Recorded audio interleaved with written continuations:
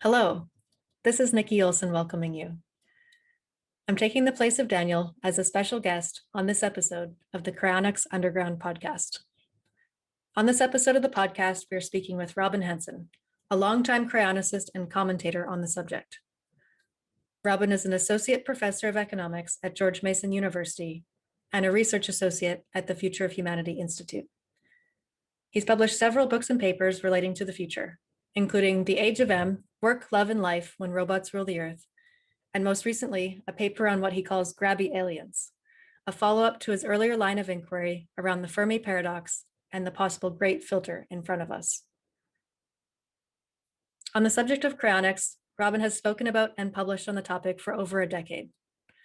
We wanted to speak with Robin to discuss not only how cryonicists might envision and plan for the future, but also how to make cryonics more popular, a subject Robin has thought extensively about. On this episode, we'll explore these and many more topics. So without further ado, we bring you Robin Hanson. Robin, welcome to the Cryonics Underground podcast. And today we are also joined by guest host Nikki Olson. I'm happy to be here, but you don't look very underground to me. It looks like I see sunshine coming in there in the background. That is true. Is a false advertising for this podcast. But of course, if everybody's listening on audio, then they don't realize this, and I can continue to put out the idea that I'm living in a cave, that we're all in a cave. Well, Nikki, you do look like you're in a kind of a darker area there. I like to control the lighting, so I have all the blinds closed. Yeah, right, cave-like. So, Robin, could you start by telling us, just to give our listeners some background here, can you start by telling us what your personal history with cryonics has been since you first signed up, and more recently as you've been sort of more interested in it or such? Well, I was born in 1959, and then in 1984, I left the University of Chicago and went to Silicon Valley and started to hang out with the Xanadu crowd there. There were science fiction fans and people into hypertext. And another thing many of them were into was cryonics. And so hanging out with them and hearing about that got me interested in the topic of cryonics. And like many people, I didn't realize that it took me a long time to actually sign up. So I didn't actually sign up until like 1994, another 10 years later, when I left Silicon Valley to go off to graduate school at Caltech. So I started there in 1993. And so I've been a customer since then. And like many people on most products, it's not a major part of my life in the sense I don't talk about it a lot. I'm not thinking about it a lot. I'm not planning it, et cetera. It's just a product service I buy that I'm happy with, but otherwise I don't think much about. Now, there was an exception because there was a New York Times article, a New York Times Magazine article, I believe, that interviewed my wife and myself about the fact that she didn't like it and I did, and going over the sort of couple conflicts there. And then over the years, I've given a couple of talks at cryonics events, maybe three times or something. And I'm a customer of Alcor because I signed up for them back in, again, 94, but I've never been invited to give a talk there. I gave a talk at Cryonics Institute, and I gave a talk at a cryonics conference event of some sort, I think. And then I've done some blog posts on it. Like my colleague, Alex Tabarrok, just a few months ago, I asked, what kind of blog post would you like me to write you as a Christmas present? And he said, why don't you write about that? And it turns out I had done another post a lot like that a year before, but I still tried again to make the point. And I believe my title was, We Don't Have to Die. and you would think would be a compelling pitch, but no. If Alex is interested in you writing the post that you wrote, does that mean that more of your somewhat contrarian colleagues are taking an interest in this endeavor? Not really. So I have the pleasure or distinction of, among a group of contrarians, being the more contrarian. And therefore, I have a number of opinions and stances that they find like beyond the pale and are not really very interested in debating. It's just like, no, from their point of view. So, but still, they've heard of it at least, and sometimes deign to give some sort of argument. So it's not like Alex and Brian and Tyler and these folks all have clever arguments against the position. It's just that they don't find it compelling enough to worry about. That is the common position of contrarians. So it's a striking feature of the world that when there are groups of contrarians with a contrarian opinion that is seen as outside the Overton window, as weird enough or whatever, then people don't actually bother to make counter arguments. And then the advocates are frustrated. So in fact, we often see this huge asymmetry. There are people who are into something and they have these elaborate, detailed arguments, and they're willing to do all these counter arguments, and then everybody else doesn't engage it. They don't. And of course, this is true for most of the contrarians who are wrong. Yeah. This isn't a sign of being right per se. It's just a sign of being a contrarian. So obviously, on average, most people with very contrarian views are just wrong. Nevertheless, when they form a little community and they really get into it, they discuss with each other, they still elaborate their view in great detail and have justifications, and other people just shrug and just ignore it. That is the usual stance for contrarians on all topics, which makes it hard as a potential contrarian to know how to deal with arguments, right? One side has lots of arguments, the other side has silence. What are you supposed to do? Well, it reminds me that first they ignore you, then they laugh at you, then they fight you, then, that yeah, kind of except stuff. that, most of these things never get down that path. Most of them stay at the beginning. That's another thing about contrarians. Most of them don't eventually convince everybody to change their mind, right? Most of them just stay contrarian and fade away. So what do you feel? So why was Alex, for example, interested in? Maybe you don't know, but maybe why was he interested in you writing about this if he's not finding it? Alex is among my colleagues the most intrigued, and in fact, this would be an interesting thing to discuss. I was thinking, well, what if I offered to pay for my colleagues' cryonics coverage? Would that work? And it might even be an interesting thing for all of us cryonics people to think about. Like offering to pay for the whole world doesn't work. We can't afford it. But if we each have some particular close people, could we just offer to pay for their coverage? Would they go for that? And would that make us look good? Like that we actually care about. We believe in this thing and we care about our associates. Because many people like to paint cryonicists as just selfish bastards, right? You got this weird techie belief and you're willing to just go into it and become this weird techie future thing, and you don't care about anybody else, you're betraying everybody else, right?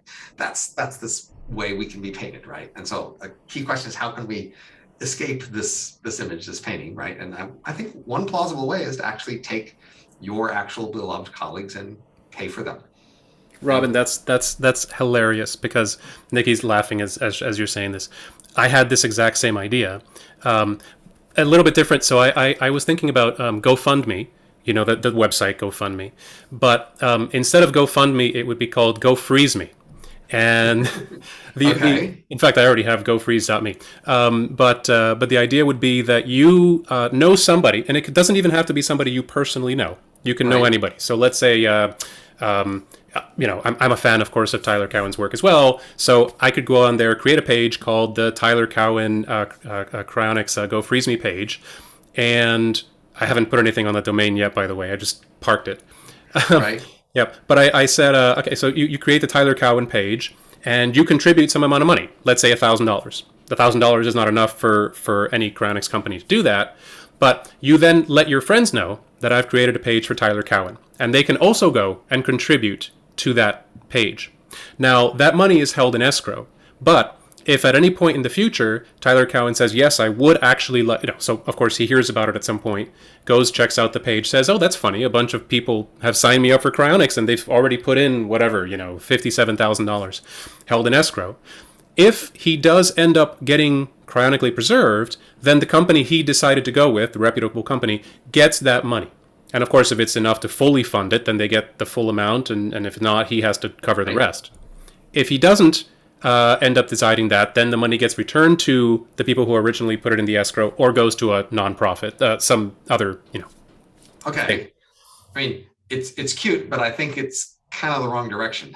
Why? That is, the whole problem is there are these people who are just way into sort of their tech vision and their gadgets and their like weird things. And you're just piling another one onto that, right? You want to think like leather chairs, stayed sort of something very traditional, something very solid, very human, very emotional. You're trying to be the opposite of what they're trying to paint us as here. Well, I'm saying it's a way to get people's attention. So, like, imagine that somebody really big, like a Neil deGrasse Tyson, right, had a page, and people fully funded his cryonics preservation. If he so chose, he might look at it and say, "Wow, this is very nice. These people they're not selfish. They're interested in me being around for a long time. That means they really like me. And sure, why not? I'll agree to do this when I die." And then you have a big celebrity like a Neil deGrasse Tyson potentially signed up. Okay, but I mean, again, the marketing better way to do it is you walked up to him in person and you said, and you were a friend, an associate, and you say, "Neil, I care about you. I love you. I want you to be in my life for a long time. I am paying for you to live with me in the future." Oh, sure, that'd be even better. That would that would be a much more compelling scene. You can have, but I think like that would. I think you can do both. Like a very human, direct scene, right? I think you can do both. I think like you can say like, "Hey, I really care." No, hey Tyler, I really care about you. We're good friends, etc. I'm willing to contribute $10,000. So this makes it easier to fill out the whole amount because you don't have to personally put in 80 grand or whatever you want to put in. But you can aggregate behind the scenes, but like have the final scene where you say, "Me and my friends have decided that we'll pay for you," right? That's the payoff scene, and you need to have that as a distinct, very human, not techie scene. It has to be like tears in your eyes or whatever. Like you're there to help. Some version of this could work. I actually did a poll. So I have a Twitter, following, and so I have enough people that they often answer. Like 300 people will answer a typical poll, and so I asked about how much would someone else have to pay of your cryonics in order for you to pay the rest and take it, but you still have to do the paperwork. And the median percentage was like 10%. They'd be willing to pay 10%. So they would be willing. So 90. Other people have to bring in 90%. Exactly right. Right. Okay. So that that's not a huge willingness to take this on. So clearly, and some people, basically 28% said they wouldn't even pay 2%. So. Did you tell them what the total? I mean, are you using the 200K, the 80K, the 20K? Does that matter? I actually gave them a range of 50 to 100K for the price. Okay, so that's what I told them. But basically, so it seems to me like offering to pay 80%. Again, I'll get a lot of rejections. But and so I think it will also be just it should be very personal, right? I think if we could make a bunch of stories like. If we could point to a dozen people who had paid for their loved ones to come along, that would make a touching story. I could see a news media sort of story on that. Well, hopefully, again, overcome the selfish accusations. So hopefully somebody takes one of these ideas and runs with it. That'd be great. And sees what we can do here, because one of these ways would be great. Well, all you have to do is actually have some friends that you care about and have enough money to pay for it, and then just do it. Well, and have your friends be somebody who, when others hear that this person is signed up, presumably would like help spread the message, right? So like, yes, if your friend is Tyler Cowan, that's great. If your friend is Bob the plumber, then nobody's gonna care. No, I think it's still a touching story, even for your friend the plumber. You think it would still be written about or like get publicity? Yeah, I mean, especially if it was a surprise gift and you did it on some special occasion, and honestly, you might say, well, in our world, what can friends do for friends to really show that you care about friends? What are the big, like, potent signals that we have to offer? You might think we kind of cut out a lot of them, right? Because now we have a lot of third parties doing things for you that your friends might do. I don't help you raise your barn. I don't come, drive you to the hospital. I don't, there's all these things that friends and family would once do. And we have professionals do more of those things. So, say you want to make a big gesture for a friend and say, "I really care about you." Like, what would be the most potent thing you could do? You could, if they're unmarried, you could try to introduce them to people for on dates, but that's going to be pretty hard to do, right? I mean, to make it succeed, right? So if they have kids, babysitting. If they're out of work, you might let them live with you for a bit. That would be nice, but that's not the sort of thing they want to call attention to. They're kind of embarrassed by it or something, right? You can be their godparent, so if they die, then you can become their godparent. But you probably won't have to make good on it, so it's not actually a very big commitment, right? So this looks to me like a potent. I don't know if I can think of another sort of more potent signal of friendship that you could do to somebody. I still worry about the aggregation problem and of course the knowing people problem. Like the nice thing about my solution is you don't have to know Tyler Cowen. You can just create the page, and eventually somebody who's a friend of his like you would go to him and be like, hey, me and a bunch of these crazy weirdos made this page for you. Isn't this awesome? And then he'd be like, wow. Except most of those pages are going to sit there without much money. That's true. Going to be kind of embarrassing. You only want to publicize like the top, however percentage. Once it reaches past a certain threshold, then But then how are you going to get people to contribute if you can't publicize? Yeah, there's tricky. There's details to work out, Robin. There's details. Okay, right. There's always details. Okay, right. I look for like very simple elemental solutions to things and stay pretty close to something that's just got very few things that can go wrong. Speaking about a simple elemental solution, has your cryonics hours amounted to many people becoming more interested or resulted in much? I mean, half a dozen people have used it ever since then. So, like writing one post committed me to another 6 hour talking. But, honestly, these tend to be interesting people to talk to. So it's not really that much of a cost for me. It's actually, it's kind of an interest. You could consider making the same offer. Everybody could, right? So it's kind of interesting. Like, if you do a thing that I kind of like, that I'm pushing, I'll talk to you. Like, well, if you're going to do this thing, you might be kind of interesting to talk to, right? Yeah, I've considered doing that in person here in Austin, for example, as well. Like, if anybody interested in cryonics or wants to talk about it or wants to talk about all the others here in Austin, I'm happy to, buy you a cup of coffee. We'll sit down and talk for however long. How do you feel like, so one of the other big topics that you tend to that you're very interested in, of course, is prediction markets. Do you feel like there's a way to use prediction markets to determine what the cryonics companies or individuals in the cryonics industry or such can or should be doing to improve the state of the situation? That's a challenging design problem because of the timescales. So most technologies can be either used or tested. So once you've tested something, you can then use it in many situations where you won't be able to test it while you're using. But if people don't trust it, they first want to see tests. And tests have a different set of requirements. So one of the main things you want from tests is a bunch of similar cases and a short time scale so that you can do some stats, right? And show that something works. And you need a comparison as well. So if people didn't believe it and they didn't trust it, then you would want a test. But this is a poor environment for a test. Again, long time scales, not a lot of repeat choices, and not another comparative method to introduce at the same time. If you had enough people who just believed in it and didn't need to test it, then there would be things we could do. But we're not really in that situation.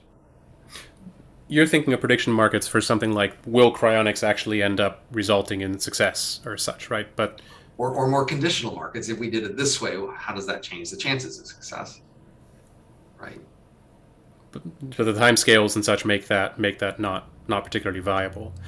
Could you use prediction markets though to do something like, say, if cryonics orgs tried to focus on this, would we likely see membership grow by a factor of 10 in the next few years? Versus if they did that, would we be more likely to see growth by a factor of 10 in the next few years? I think by far the biggest question in cryonics is, what would it take to get a big increase in the number of customers simultaneously with a big drop in the price? So this is mostly a fixed cost product. That is, products and services tend to have a cost just to offer the product at all, and then a price per unit that you offer. Fixed cost, we call it, and a marginal cost. So if a product is largely a fixed cost, then the more customers you have, the lower the prices can get. And that is, to a first approximation, the case with cryonics. The reason why it's so expensive is because there are so few customers. So if we could just have a lot more customers, then we could lower the price. But the question is, the chicken and the egg, how do we simultaneously achieve that? So, you don't want to just suddenly offer the lower price if you're not actually going to get the more customers, because now you're just going to lose a lot of money, right? So I could imagine if we had a live option, that is, somebody was thinking of several different business strategies for simultaneously lowering the price and increasing the number of customers, then we could ask a betting market about which of those was most likely to succeed, or the chance of success for each one. That would be a feasible thing we could do. But we would need some live options there. Like some options that had a substantial chance of being chosen. That is, say you had 10 options and you say, we're going to pick one of these. We just want to know which one. And then you could tell people, come and bet on these 10 options. We're going to pick one, and basically bet on, if we pick each option, what will, how many customers will we have within 10 years or something. But you still have to wait the 10 years. Right. So again, the timetables are just too long, and the sort of the size of too long. They're too long for someone who doesn't want to test it, just wants to use it. Yep. Right. But if you don't trust it and need to test it, well, that's a long time for a test. There's a new cryonics service organization. You've probably heard of them. They're called Tomorrow Biostasis. They just started in Europe, and they are offering cryonics services to continental Europe and the UK and such. And they're kind of pursuing it in a very different way. They're thinking of it more as a startup, more in terms of how do we make the user experience really good, the sign-up process really good, all that sort of thing. And so one of the arguments could be that the existing cryonics service providers here in the States should learn from that or improve their processes in that way, etc. Now, they could spend money on that, or they could spend money, for example, improving the vitrification solution that they use, or they could spend money getting, in a host of other ways in order to try and get the growth that they want to get. But do you feel like the only useful prediction market here is to find a way to sort of invest in that company versus investing in other companies, or do you see some other useful way to use prediction markets to try and figure out, like, is their strategy that they're pursuing actually going to pay off without having to wait some number of years to see whether or not the strategy actually pays off? So I would factor these questions into, first, what question you want to answer, and second, what method do you want to use to answer the question. So if you ask me about prediction markets, that's a way to answer a question. But of course, that's only interesting if you have a question that you want to answer that you have chosen well, right? So the first priority should just always be, what are the questions we want to answer? What are the key questions at issue here? And then we could ask, what would be a good way to answer that question? So, you say there's many different ways to spend money. I would say, overwhelmingly, the big thing should be, how can we get lots more customers? Now, one approach to that is just make the sign-up process really easy. And that's not a crazy hypothesis. And, you might have thought people would already have tried that as much as they could. But the claim is that you could do a lot better. And if so, great. And let's lower those costs. I don't know how much they depend on the legal place, in the sense that different laws in different places will require different procedures. And that might be just one of the obstacles, is that it's hard to do one size for everyone. But that is more of a paying a fixed cost to lower costs later. So that could be, but this is the key question. And so, right from the start, I might ask, well, what are our main hypotheses about why we have failed so far to get more customers? I mean, this is just, thinking 101. Like, if we've got a question, first, can we make a list of alternative hypotheses that we're going to try to explain it with? And then we could walk through each one and say, what are the evidence for and against each of those being the main problem? I mean, isn't that the way we should do these things? Right? And if you still have uncertainty, then you could ask, well, let's ask a prediction market about that or something else. But first, let's just think about it. Let's just do some thinking. Well, let me give you a scenario, Robin. So let's say that I was going to give you $100,000 in 10 years. well, let's make it a little bit. Let's make it 7 years. $100,000 in 7 years. And you just have to, and then you just have to tell me which of these scenarios ended up being true. Okay, so some cryonics organization managed to increase the number of current of people signed up on the whole in cryonics by a factor of 20. So the great success, not like absolute ridiculous, but great success within 7 years. They've managed to increase the number of people signed up by a factor of 20. And there's a number of ways they could have done it. For example, they put the money in. They worked on some technological breakthrough that showed that we did kidneys already. A liver and various other organs managed to be vitrified, brought back, and rewarmed, etc. That was successful, and that got a lot of people really interested, and so they signed up. Okay. Another way might be they put the money into a bunch of marketing. And they managed to get some big names, like the Neil deGrasse Tyson style size, and people signed up, and that brought a whole bunch of people, and that's what got them.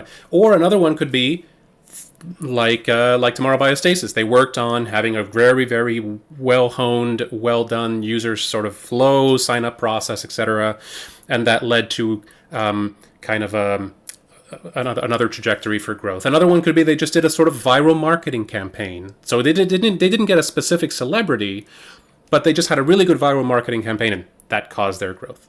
Okay, so it's I tell you, if you can guess correctly today, which one of those succeeded?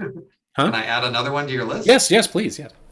Okay, so my best guess would be some tech billionaire, say like Elon Musk, says to their employees, "Good job, everyone. I'm really, happy to have you here with me, and I want to show how much I care about you. Here you all are. This is a company benefit.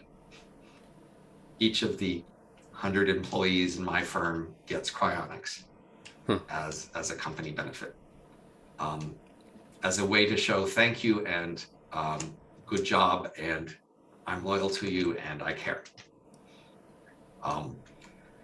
That is my best theory about what medicine does for people in their lives emotionally, is that it lets them show they care about each other. It's not actually very effective at improving their health.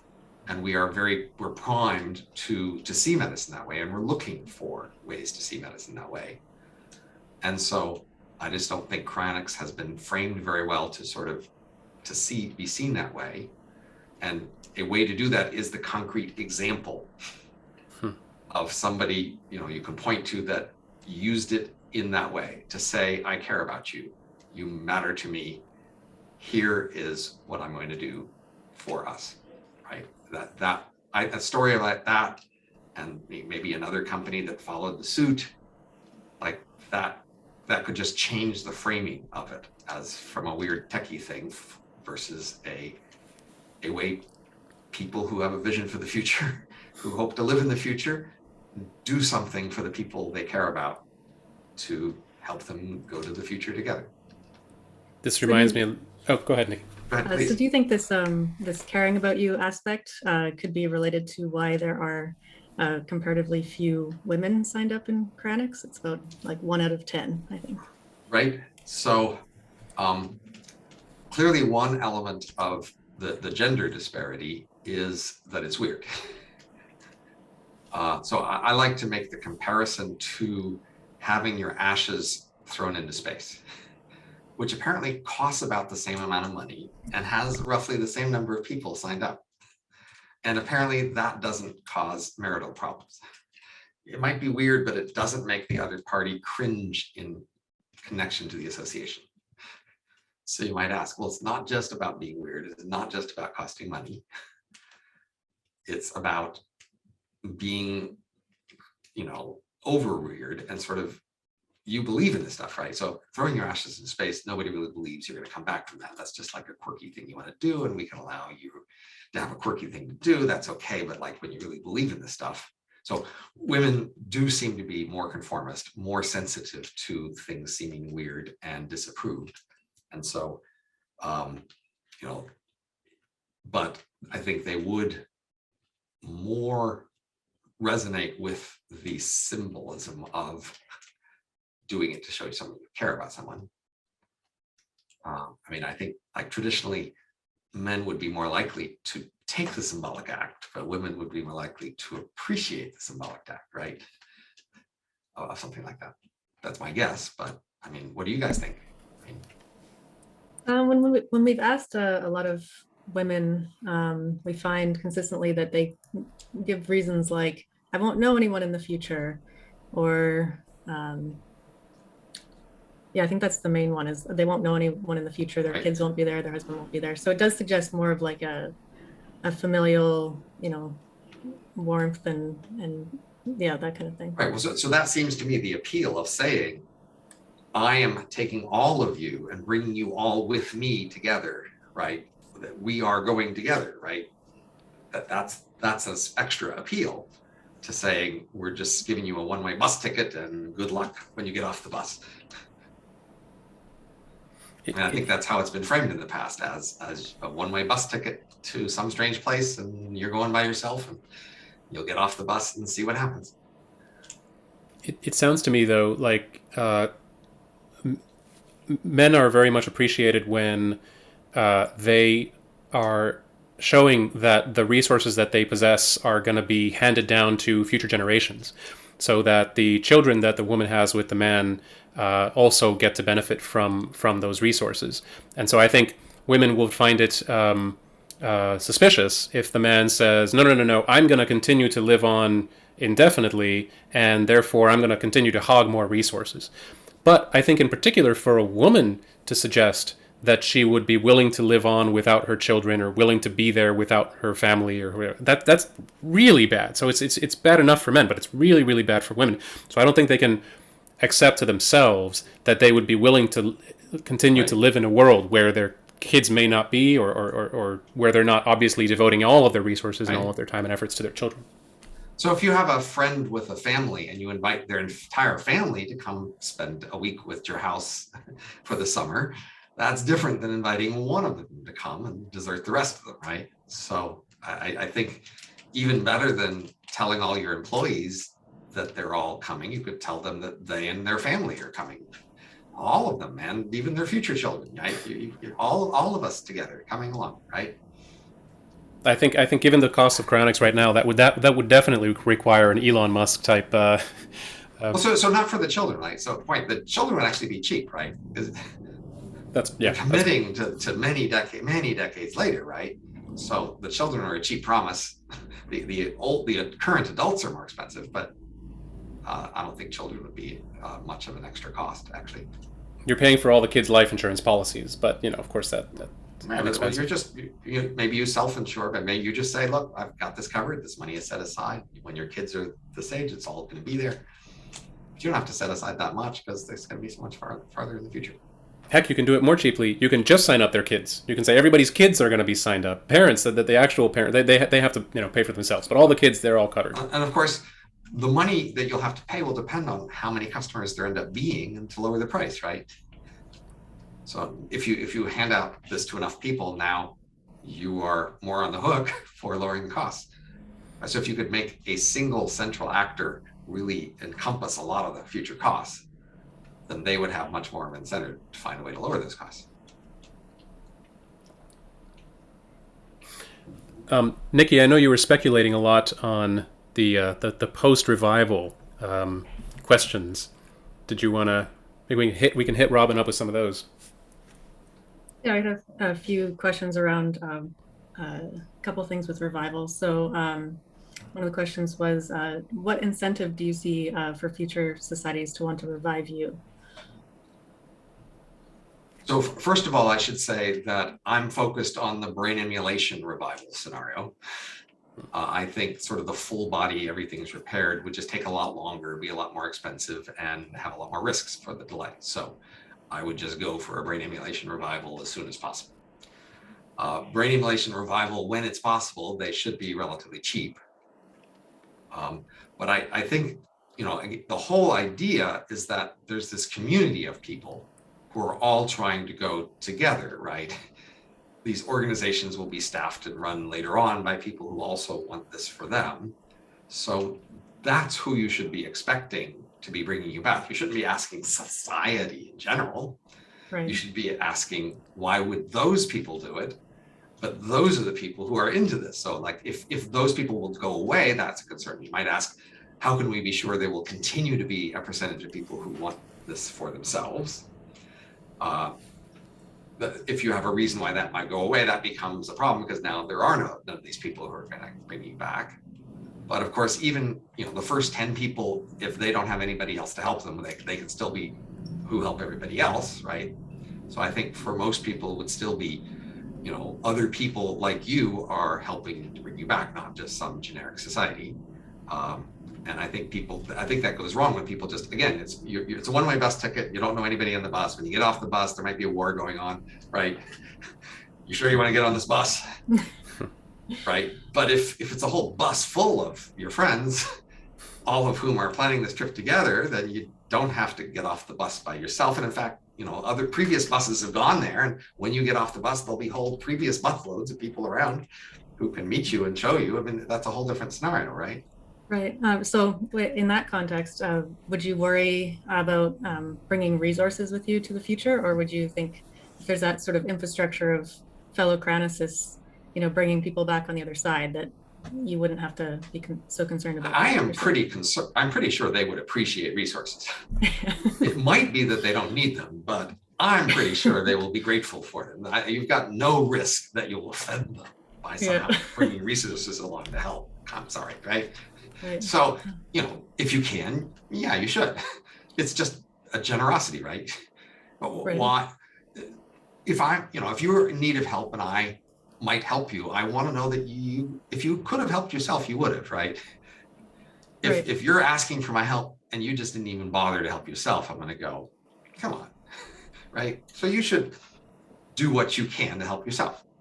That's just polite, right?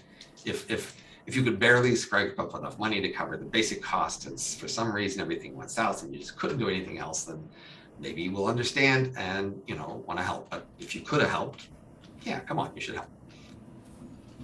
Yeah, and do you think there would be some ways that'd be more preferable to take that money into the future over others, like just put USD into, some trust fund, or like someone I've heard suggested before was to donate art to a museum under the condition that if you were revived, you would get that art back, with the idea being that value for art, like historical art, has been, maintained across like different kinds of civilizations versus, the United States might collapse or, all kinds of things where your USD wouldn't be as useful.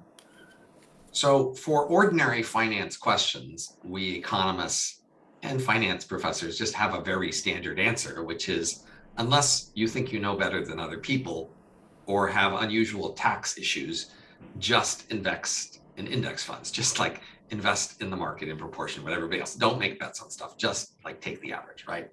So here, my question would just be, okay, but does that have security problems? So you're worried about the money being stolen or not being saved for you or things like that. I would think that would be the overwhelming concern here, is what would be the most secure way to make sure. And then of course you want to diversify. You think if you could put it in 10 different things and they had separate different risks, then you have a better shot of some of it getting through, right? And so I'm not an expert in this, but this is just sort of standard. The standard financial advice is just diversify. And now, we've got this extra security concern. So I'd be open to what would be and of course, this is what would happen if the market were much larger, right? If there were a lot more Cryonics customers, there would just be a standard answer here and you wouldn't have to think about it. It would all have been set up and you could just do it, right? And this is one of the costs that we have because there are so few customers, is that you have to ask this question. Surely there would be a way. Now, I presume some crypto people would credibly say, well, take your keys with you, memorize them in your head, because then, they'll have to get your head back to get the key. And then, could be that they can get the key out of your head without bringing you back. So you have to worry about that, I guess. But that seems like one sort of strategy. But again, so, I mean, if it takes 50 years, money grows a lot in 50 years. It takes 100, it grows even more in 100. So it doesn't take that much to grow to a lot later. And certainly, again, you just want to do your part in trying to help, and you just want some simple, easy to do it. Now, one of the major innovations in cryonics that I do think would be helpful is if we could do plastination, or basically room temperature preservation, because then a lot of the organizational risks is declining. So under the plastination scenario, you fill your head with plastic at the proper rate so that you don't have much damage, and then that's at room temperature, and you can just bury it in a hole somewhere. And you don't have to worry about the organization lasting and refilling the liquid nitrogen and some terrorists destroying it. You don't have to worry about all those things. And as long as you're burying it in a hole, well, then put some money in the hole. Put something of value in the hole with it, right? I mean, put a note that says you get 50% when if you bring me back, but it's all the knowledge is in my head. So yeah. No. So that would be fine. I would think you would want to make that clear. Like, you put two things in the hole. This is your finder's fee right here off the top, and this is for me. And you make that the deal. And of course, you tell some family member where this thing is so that they can record that and eventually track it down and come back to get you when the technology is there. Robin, do you worry about the scenario? So some people have this kind of uncanny valley view of cryonics, where if there's only a handful of people doing it, then there's not a lot of threat that society at large is going to stand in the way of it, because it's so small, it's irrelevant, it's trivial. And if a large portion of people are doing it, then there's strength in numbers. But it's when there's just enough people doing it that there's not yet really strength in numbers, but it's on people's radars. And so there's a concern there. Do you think that this is a real concern, that the public at large is going to stand up against cryonics if only enough people knew about it and such, and so we have to worry crossing this uncanny valley until we're big enough? Or you don't see that as a problem? I mean, it's not crazy as a concern, but I don't see how it changes your optimal strategy that much. I mean, clearly, if we can get enough customers and lower the price, that's just this huge win, right? Not just for us, but for everybody, right? In some sense, most people in the world don't need to die if we could lower the price enough. So that's this enormous win. So you might as well just try to go for that as best you can, right?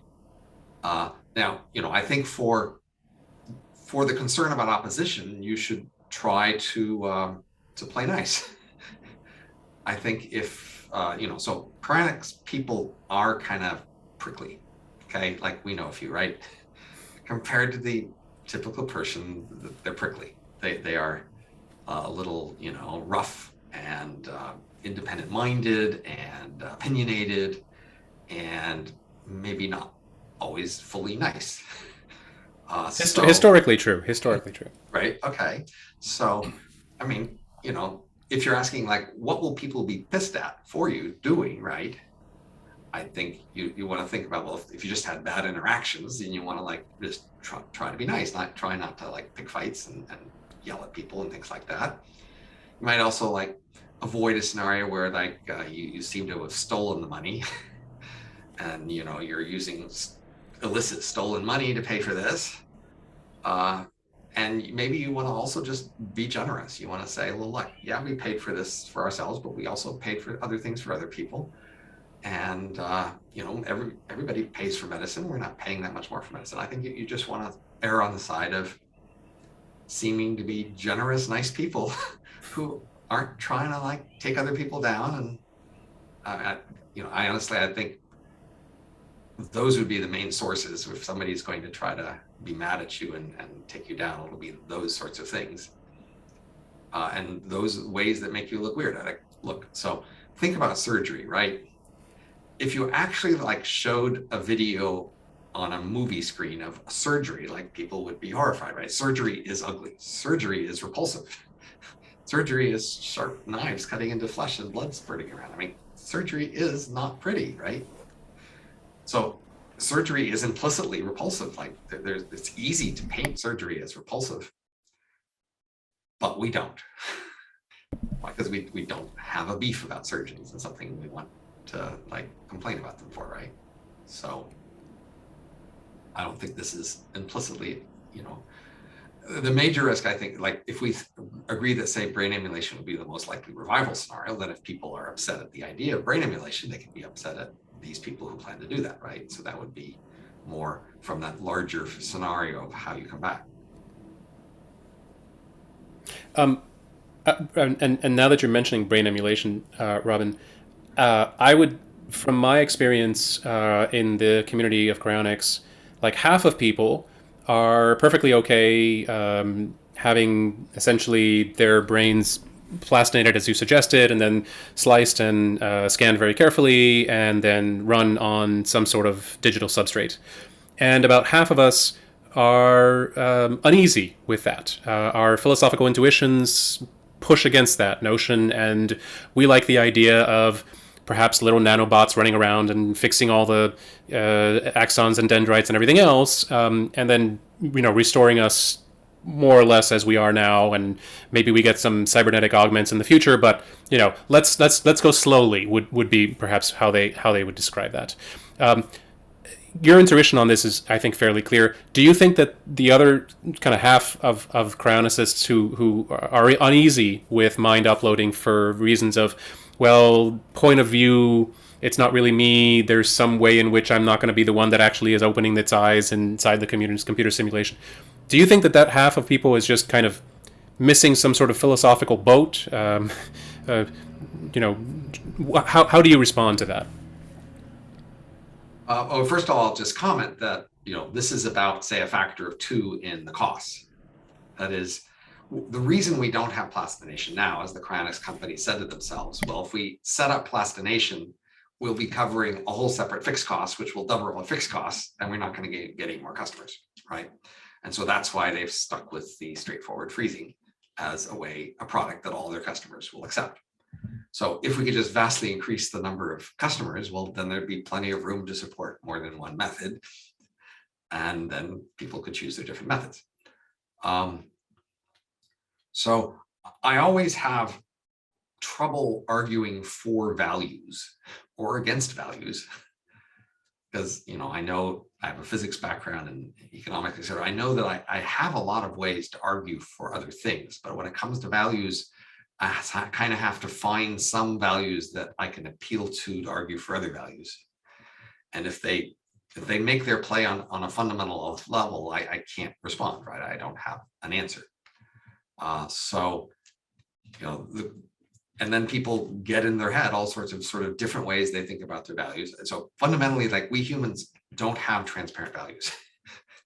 We are creatures who were built with these various inclinations, desires, pains, etc., and with a whole complicated package of them that we can't see very well and that aren't very transparent, that in our ancestral environment tended to produce the net result of having more descendants.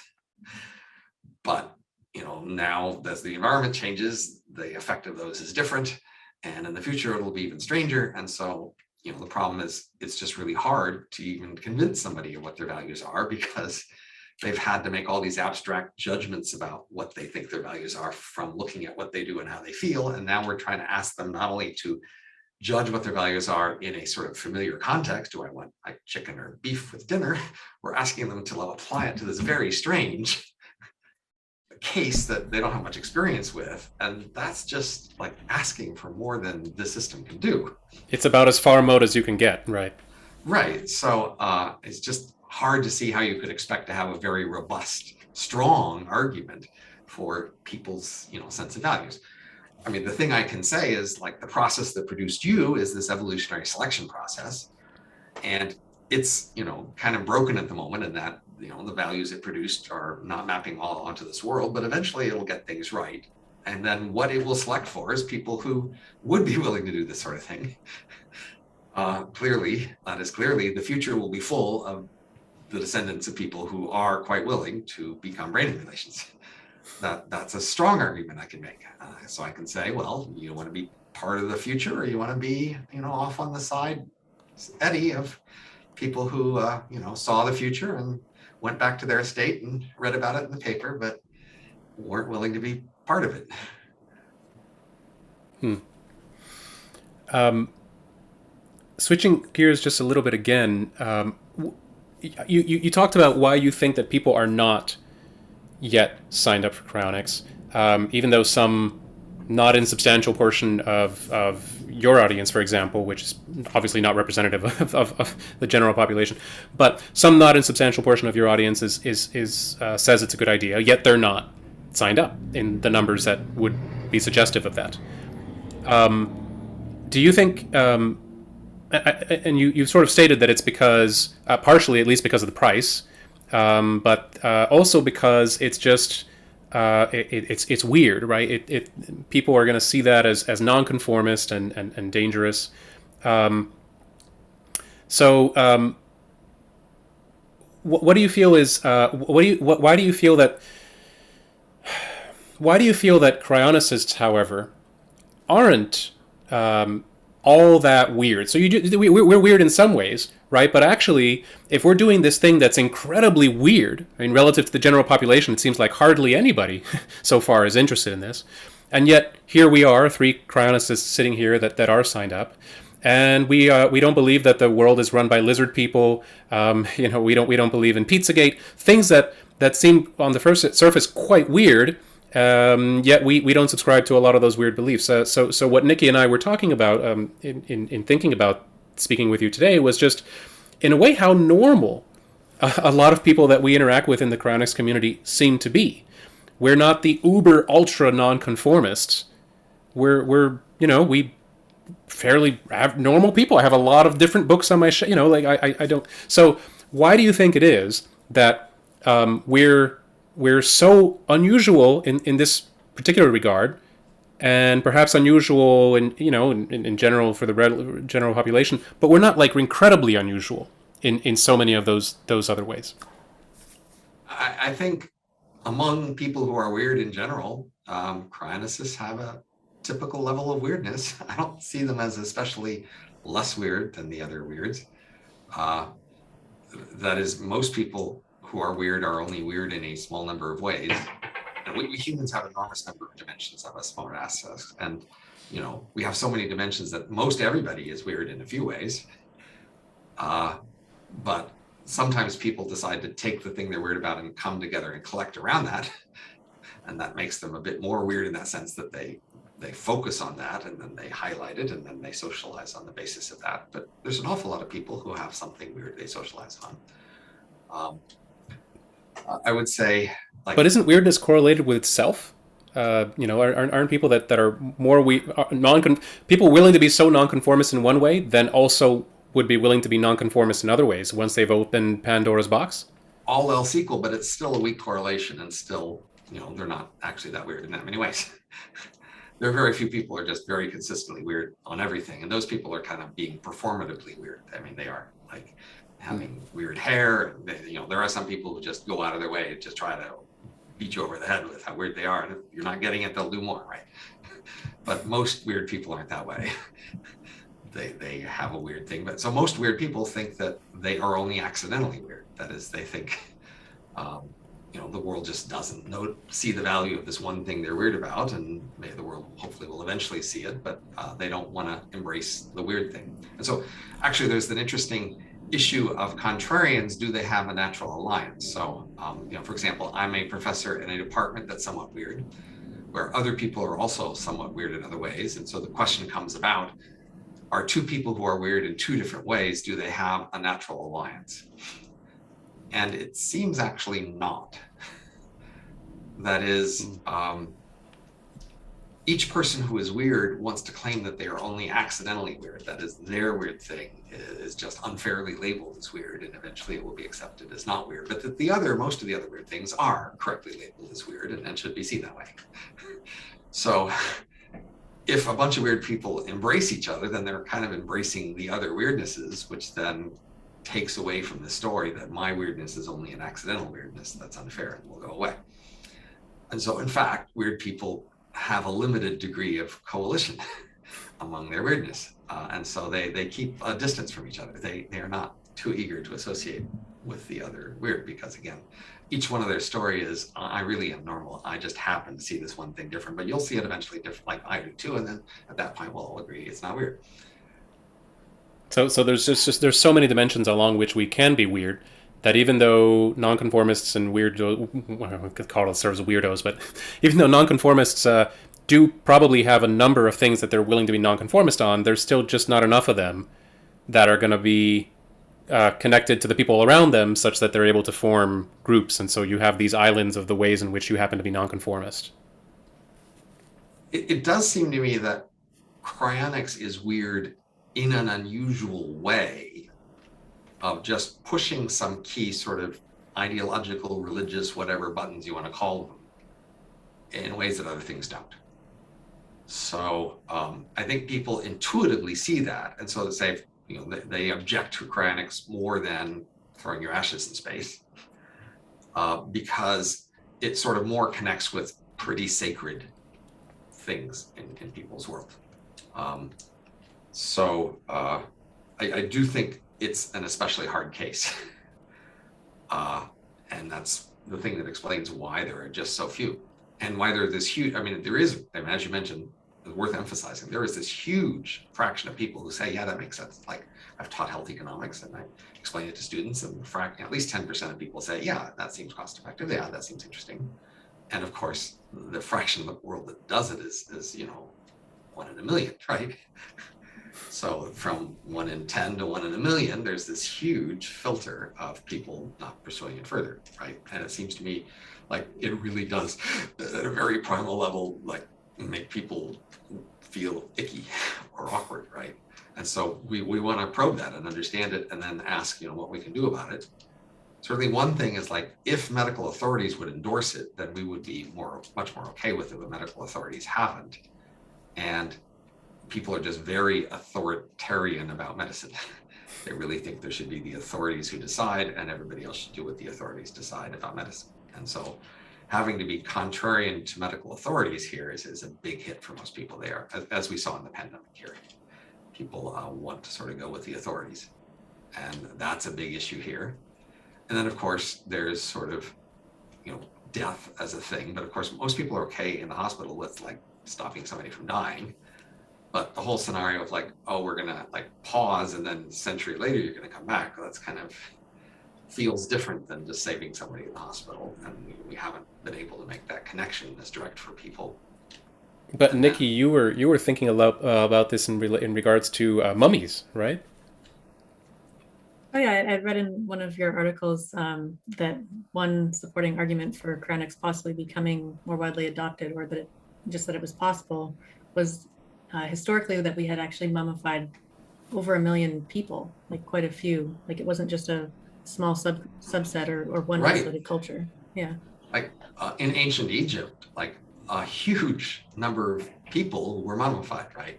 So they were therefore clearly accepting of the idea that this would be a path to coming back. Now, of course, it's hard to know just how literally they took it, but it seems like they took it somewhat literally as a way to come back. And so, but again, if lots of people do it, then it's okay if you do it. But how do we get to a place where lots of people do it? Again, that would be the and so, I'm still encouraged by the fact that a lot of people would take it if you gave it to them for free. And then we could get raise the contributions or something. But that's if you could get a lot of people to all know that they'd all gotten it for free, and that they were all accepting it for free. Now you might ask other people nearby, well, do you want to join these people? And then it's not, again, this lone bus ticket to the weird place that's like, do you want to join this whole group of people who's going there together? Do you want to be with them? I know your time is short, Robin, so I'm resisting the urge to, like, force you to expand on every little detail. But why do you feel that science is able to understand that much of what is done is sort of much of what is thought about is sort of predictive? I think you mentioned this. We're okay with scientists who say the sun is going to burn out in X number of years, or other things that we might predict are going to happen, relatively soon. But when it comes to people who predict that in the future we will have the technology to undo the damage done by vitrification or bring somebody back in a mind uploaded form, that now becomes pseudoscience. That's beyond the realm of science to even consider. such things, even though we have, of course, vitrified and brought back rabbit kidneys and that kind of thing, and we know that it's, we do this all the time with human embryos, so we know it's Right. it's not that far fetched, So why do you think that sort of the scientific establishment, whatever that means, has this opinion? I mean, one part I think is just the reluctance to have social science and the idea that the future is intrinsically unknowable. So I do a lot of futurist work, and I do encounter a lot of people who take it sort of as an axiom of truth and desirability that the future must be unknowable. That is, if it were knowable, then we lose our free will, we lose our ability to choose, and we lose sort of the fun and excitement and adventure of discovering it, and therefore it just should not be knowable. And then, of course, there are people who, if social stuff was knowable and the future was knowable, then there'd be these authorities we should defer to, and we should do what they say, and that's anti-democratic. We can't allow there to be authorities who would know like what's best in society and what we should do, because then they would lord it over us, and we'd rather not have such lords. And so we must declare that these things can't be known, and that every voter's opinion about society is just as valuable as anybody else's, and no one should tell them any different. So there's a confluence of a bunch of obstacles here, but that is, and of course, medicine has widely adopted sort of a technology standard of you have to show us before we'll believe it. And sure, people let you make claims about the future of the sun, but they don't mean it in the sense that there's no action that they're authorizing you to take on the basis of that. Now, they just might read your Sunday supplement article about it and go, "Oh, isn't that cool?" But if you were asking people to take action on the basis of the sun disappearing in 5 billion years, then they would have a lot more challenge to, right? So, for example, physicists have gone out of their way to take positions on, say, nuclear power or global warming or things like that. And as soon as they start to take a position on something that people have a lot of opinions on, and it's tied up with social choices, then all of a sudden their authority gets questioned, and they are no longer quite as easily accepted. So in the interest of the few minutes that we have remaining, I want to drag us kicking and screaming into the section that you will be familiar with, called Overrated and Underrated. Okay. You may have heard somebody else who on their podcast likes to do this. So, Nikki, why don't you kick us off with a handful of these to start, and we'll keep them short, but okay. Overrated or underrated? Pet cryonics as a gateway to widespread cryonics adoption. Probably overrated, but I don't know much. I mean, I don't know how much it's actually happening, right? So at Cryonics what's Institute, the number of them?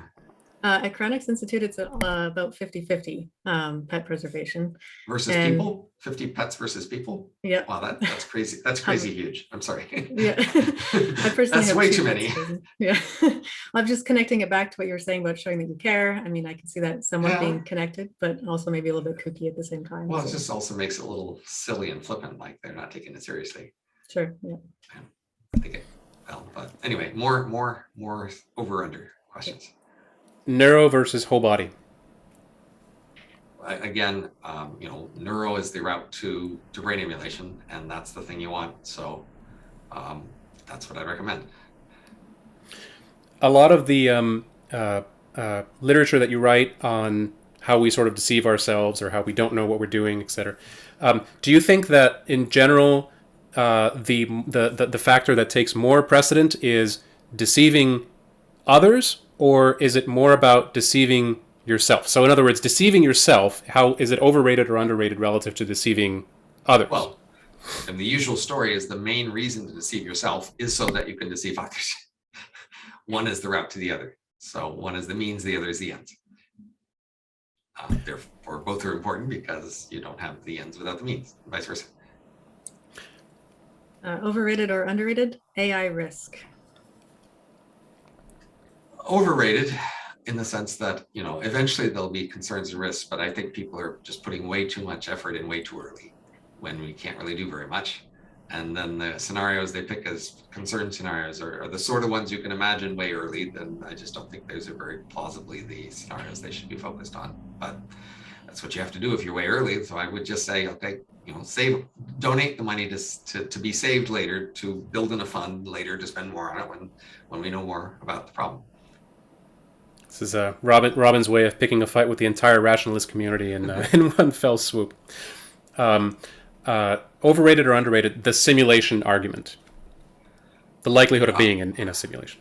I mean, most people don't know about it, so it's actually a fun argument to tell most people about. So I think most people would have fun thinking about it. I think we're probably not in a simulation. So my argument is that eventually, yes, our descendants will be able to simulate their ancestors, but the degree at which their interest fades in their ancestors will be faster than the rate at which population grows. And so the integral over the people they want to simulate will be concentrated near them in time, and we aren't them. So our chance of being in a simulation is very low because we aren't the ones they will simulate. We are interested in recent ancestors, not distant ancestors. Isn't that a bit sort of not anthropocentric, but so focus on how you're viewing the world, when one could say, well, how maybe people in the future really would want to have an interest in, for example, if we could simulate dinosaurs, right? We may simulate dinosaurs just because we find them interesting and unusual. So maybe they would feel similarly to. I'm confident if we counted the number of dinosaurs who ever existed and asked how many dinosaurs will we simulate, it'll be much lower number. We don't like dinosaurs that much. We might simulate a few of them, but not comparable to the number of dinosaurs who ever existed. No, I don't buy that. We'll simulate enough to fill Jurassic Park, but that's about it, right? Yeah, just one island's worth of Jurassic Park's worth of dinosaurs is like not very many. And finally, this is our final overrated and underrated. An economist also having a background in physics. Well, there are very few people I know who are like that. I don't know that anybody is demanding them, so I don't know if anybody even rates them, but I'd like to talk to such people. Those people are interesting for me to talk to. I am tempted to go back and do more physics things, as I actually have in the last few days. I just got tempted back to a physics topic. And so it'd be more fun to have more physics people to talk to who also did econ, but I haven't actually seen a huge synergy there. But the synergies there are just when you want to do really big topics that require that you know lots of things. So I have specialized in trying to take on really big topics that you need a lot of different specialties to know. And then physics and econ are both two good things to know when you're trying to tackle one of those big topics. But you also want to know computer science, you want to know psychology, there's lots of things you want to know. Finance, there's lots of things you want to know when you're trying to do this big package of everything. And I've tried to learn all those other things too. So if somebody said to you, they want to be an economist, but at the same time, they're also going to get a PhD in some other field. Maybe it's computer science, maybe it's psychology, biology, physics. And they asked you, which one should I do to be interesting, to be able to do interesting work, to be able to contribute in a more meaningful way? Which one would you pair economics with? Philosophy, maybe?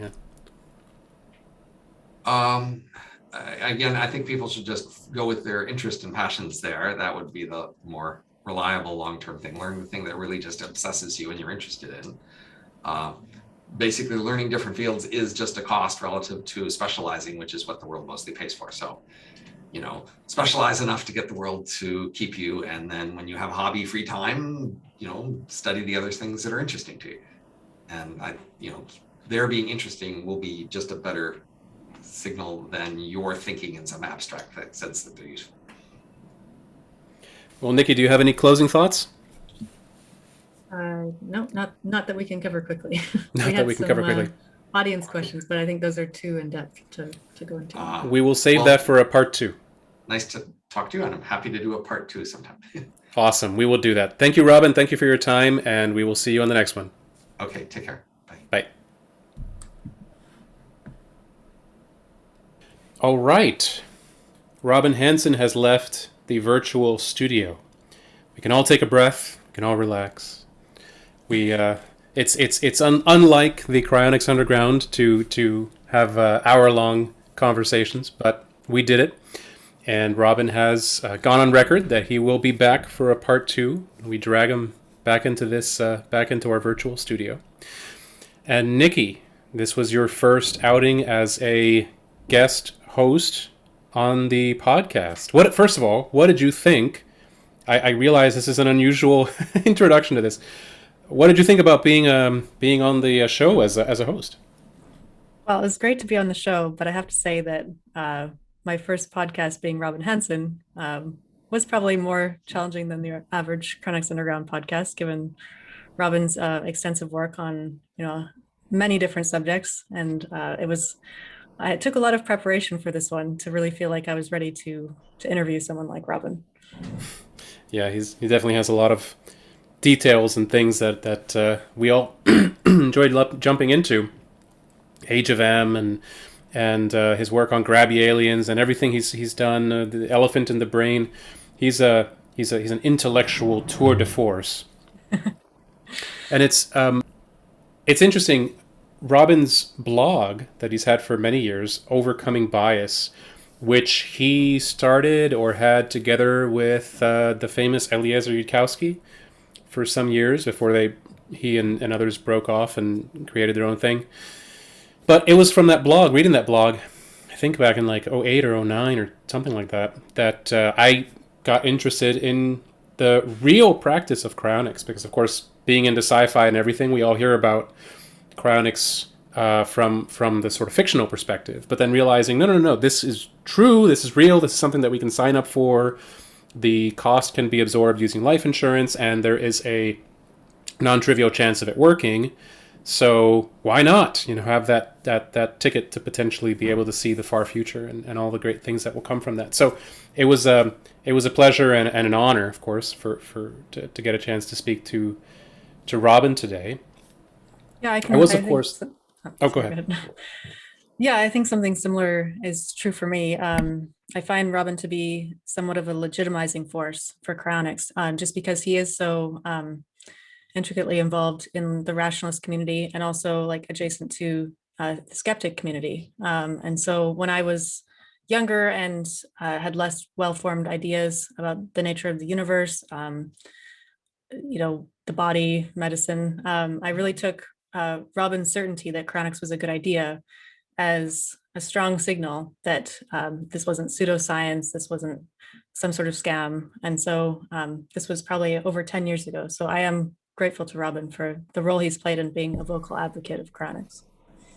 Yeah, I do wish that more of his colleagues at George Mason would become interested. I tried to have this conversation with Brian Kaplan, for example, and Brian he wasn't buying it. So hopefully by the time they let's just say that more of those folks are in need of the services of cryonics, that they will have changed their mind by then. But given that this was we were limited to an hour, which for most podcasts most people would not say limited to an hour, but in this case we were. So I couldn't get into Robin on the matter that many listeners will know that I'm personally interested in, which is this issue of the philosophical question about whether or not mind uploading would be a good idea. Pretty much, when you are revived in some mind uploaded scenario, are you the one opening your eyes, or is it just some other person opening their eyes who happens to have exact copies of all your memories and experiences and how you behave and everything else? I fall into the camp that says it's not going to be you that's opening your eyes, it's going to be somebody else. I guess Robin is different on that, but he called it a matter of values. I don't think it's a value. I think it's a philosophical question with something of an answer. Like I think that the person who opens their eyes tomorrow morning when I wake up, that's me. And I've never been under general anesthesia, but I think that would also be me. I worry that the person who opens their eyes after a mind uploading scenario, that wouldn't be me opening my eyes. It'd be somebody else. In other words, I wouldn't have that experience of opening my eyes. It'd be somebody else having that experience. And I think that if he truly felt that way or agreed with me on this point, he would say, oh, you're right. We share the value that we both want to open our eyes tomorrow or whatever. And you think that you won't in such a scenario, and I think that I will. But if we agreed on one of those, I think we would see it differently. So anyway, I hope that next time we get him on, we get a chance to dig through that topic a little further if he's willing to do so. Yeah, and I thought even though I disagreed with Robin's approach to that answer, I did appreciate the pragmatic angle that he brought to it, which I hadn't considered before, which was um, that in his Age of M scenario that will be emulated in the future before we will be able to biologically revive our bodies and come back that way. That the uploaded self will have an advantage because they will get into the future and reproduce themselves in the future far earlier and far faster than the biological chronicists who choose not to do that. And so there's some sort of strategic advantage that people who have this perspective, or I guess value set, according to Robin, would have. So that's something to consider, I guess. That's Robin's feeling on it. That's Robin's sense of it. But I think Ralph Merkel would disagree, for example, and have a different prediction as to how technology will roll out with regards to this stuff. So I think Ralph, and I don't mean to put words in his mouth, but I think he would say that in fact we may get good enough nanotech to do this sooner than we would get good enough ways to do mind uploading and properly run the simulation. But anyway, I think then, but I would agree with Robin that having both options seems like a win. Maybe not from the perspective, potentially, I think, of marketing cryonics, because I think telling people that they're going to come back as a digital uploaded simulation of themselves and that's really them, so don't worry about it, I think puts cryonics back into FAR mode for a lot of people. Whereas saying, actually, what we're bringing back is you. We're you're going to suffer some damage, like we suffer damage in other ways too during our lives. We're going to repair that and then bring you back. That's there's a tangibility to that.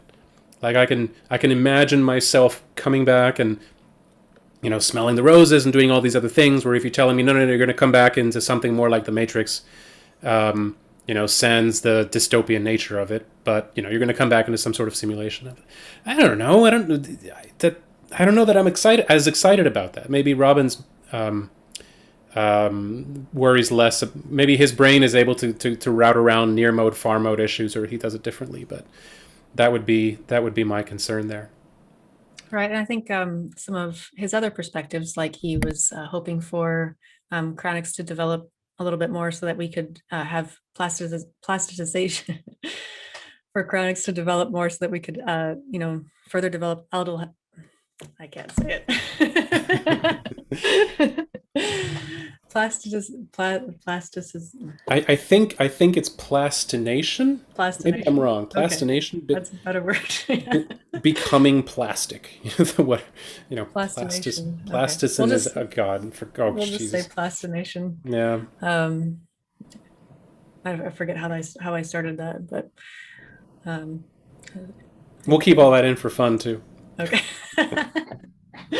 I think I started with I don't know, and I'll just say so yeah, I think that relates to another one of Robin's observations about how he wanted chronics to develop further so that we could have plastination in chronics, which removed the storage risk, or almost removed the storage risk. You could actually bury your plastic brain in a hole in the ground, and with money and whatever else. And I mean, it's attractive from some angles, but I don't see that like working well for the PR of chronics and helping the cause. What did you think about that? I'm picturing like some island of cryonicists who are all neuro patients, who have all been buried in a plastinated way, right? So, with a wad of money sitting next to their heads, and then some like quasi pirates hear about the buried treasure in this island, and then they go digging up the island to find the heads in 100 years. I don't know. I don't. The idea of burying plastinated cryonicists does not, to me, an appealing idea make. We're just not. What is it? We're just not. We're too conformist for that. I think so. Yeah, I think we're, we filled our nonconformity quotient, and unfortunately we don't have as big of a receptacle for that as apparently Robin may, to be able to continue to pour nonconformity into it. Yeah, so I much prefer the existing view of, many of us are sharing essentially big metal thermos bottles in Phoenix or wherever we end up. Yep, me too. Well, with that, I think we shall leave it there and take it on the next one. As always, you can find me and, of course, Nikki Olson on the Cryosphere, and we can discuss this episode with Robin and any other episodes that you folks would be interested in talking about on there. And we will have links to Robin's work and other things down in the description show notes. It's actually worth checking out. We will see you all, or you will potentially hear us all on the next Cryonics Underground podcast. Until next time.